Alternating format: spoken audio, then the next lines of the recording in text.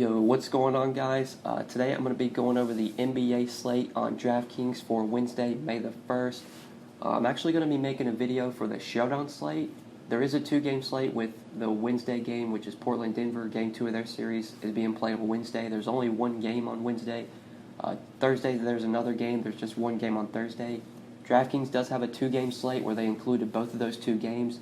But the prize pools for that slate's not very intriguing. Like, their biggest prize pool I saw was like a $20K tournament with $10 entry fee, $20K in total prizes. But if you look at the Showdown slate and the prize pools they're doing for the Showdown slate, right now they have an $18 tournament with $400K in total prizes, $100K to first. So DraftKings is putting a lot of their money into the Showdown slates. I figure that's where a lot of people are going to be playing if they decide to play NBA.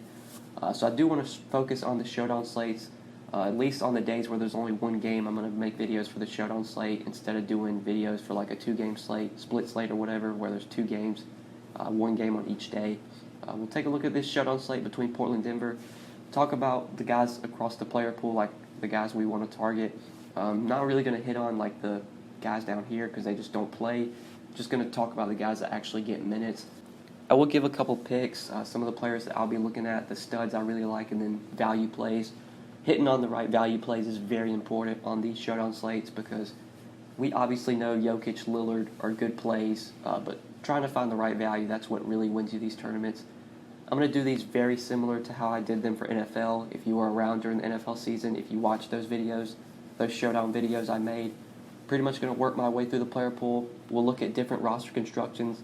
If you want to pay up at captain, what that allows you to do. If you want to go with a cheap captain, how that makes your lineup look. We'll look at both sides. And I'll give about two or three picks, probably like two value plays, and then my favorite stud on the slate. Just before we do get started, though, guys, would definitely appreciate it if you would drop a like, especially if you do want to see these Showdown videos, if you want to continue to see them. On the days where there's only one game, I do plan on making videos for the Showdown slates. And during the NBA Finals, that's where I'm really going to try and get out videos for the Showdown slates because I expect DraftKings is going to be running out some huge tournaments during the NBA Finals. So would really appreciate it if you would drop a like if you enjoy these. Just let me know down in the comments if you want to continue to see these.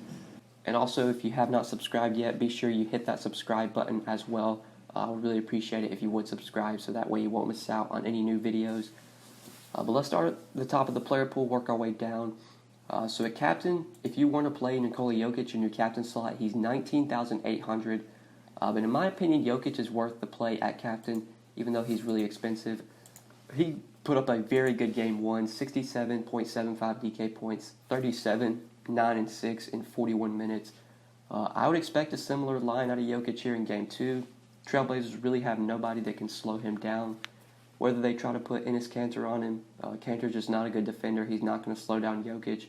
Whether they try to use like Zach Collins or Myers Leonard, they really have no shot at slowing down Jokic, especially since Yusuf Nurkic is not available.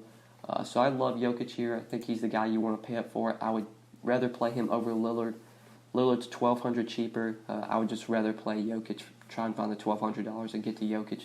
I just think Jokic has more upside given his matchup. But finding the value plays, that's where it gets really tricky.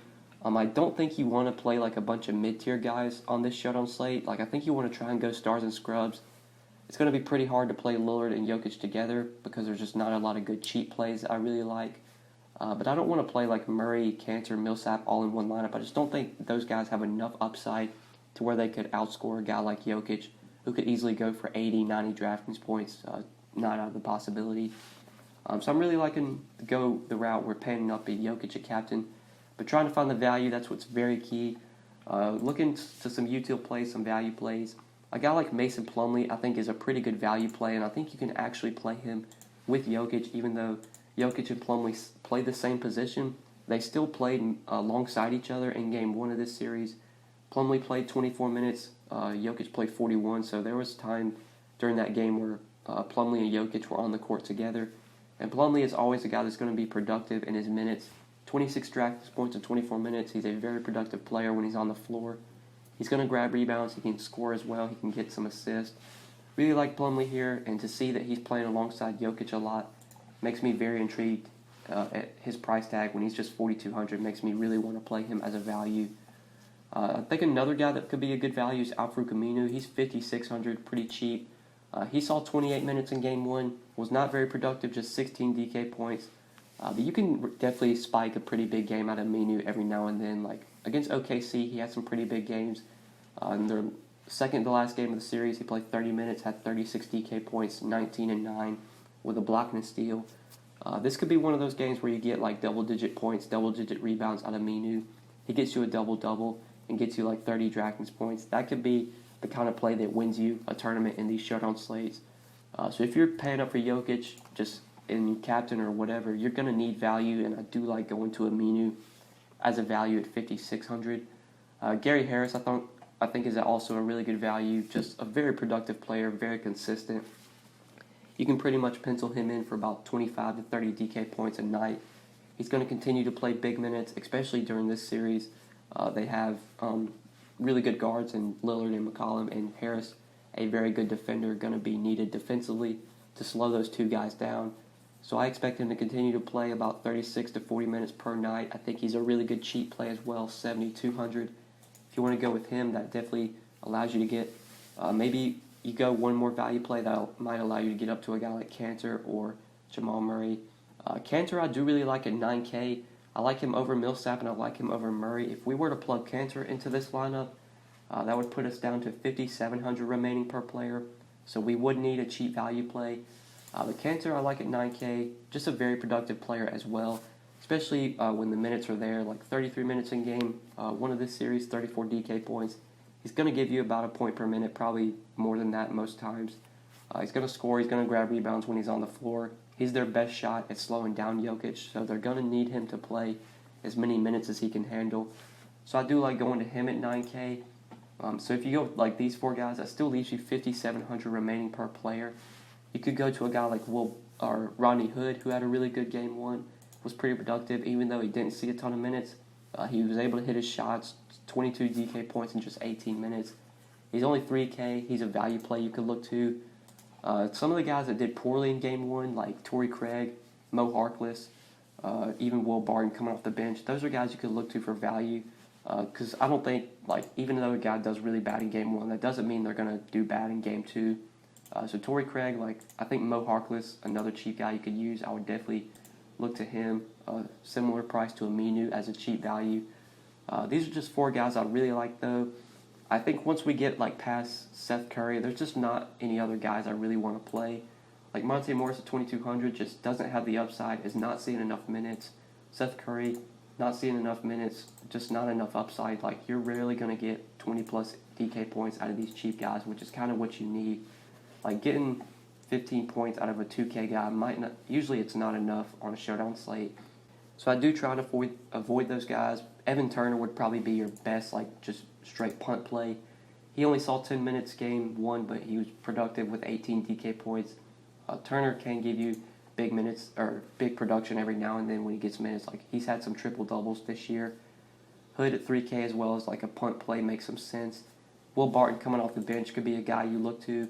If Torrey Craig's really struggling, I would imagine that Will Barton's going to pick up some of those minutes if Craig's doing bad. Only 16 minutes game one, 11 DK points. Malik Beasley got a lot of minutes. He saw 28 minutes game one, 20 DK points. He's probably going to be a pretty popular value play since he was kind of productive in game one of this series. And people do like to point chase during the playoffs. Beasley might actually be a guy like I would fade or go underweight on if he's going to be popular because he had a decent game in game one. You could easily see Will Barton pick up a lot of those minutes that Beasley got. So I would probably like play Barton over him in tournaments, especially because he is 1,200 cheaper and Craig's like only 400 more. There's just other ways I would go. Definitely don't like playing like chalk value on showdown slates unless like playing chalk studs. Obviously Jokic is going to be like 80% owned on this showdown slate.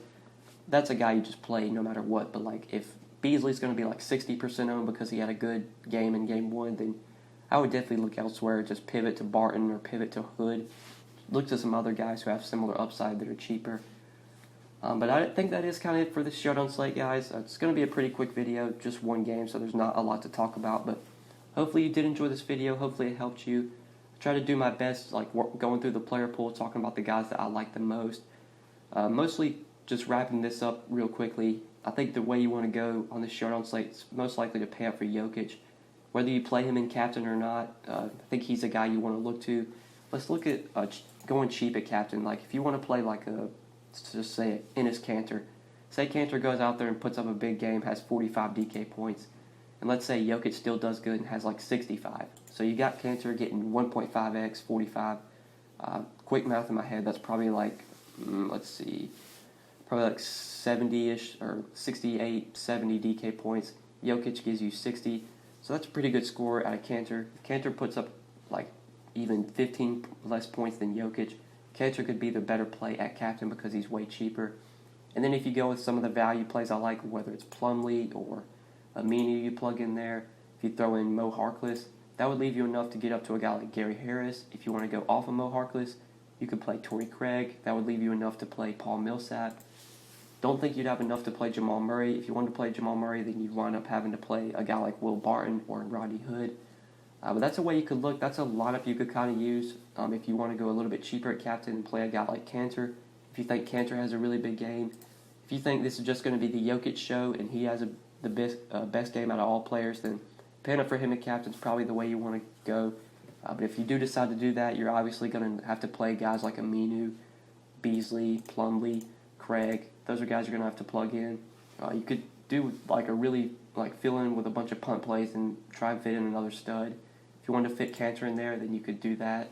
You could leave salary on the table. That's something you always can do on a Showdown slate to have a different lineup than everyone else. But if we wanted to upgrade somebody, let's see what we could do. You could take out Beasley and upgrade to Craig if you want to do that. You don't have enough to get to Gary Harris, but playing up for Jokic at your captain is going to thin you out when it comes to your salary, but Jokic is just so good that I think he's the captain you probably want to play. If you want to save and go to Lillard, you could do that, but I just see Jokic outscoring Lillard most of the time during this series and in this slate. So those are just my quick thoughts on the Showdown slate, guys. Hopefully you enjoyed the video. Appreciate you watching. Make sure you drop a like if you enjoyed. Leave any comments down below. If you have any questions, feel free to hit me up on Twitter at the DFS_GOAT. If you have not subscribed yet, make sure you do subscribe as well. I would really appreciate it. But good luck on this Showdown slate, guys. We'll see you in the next video. Peace.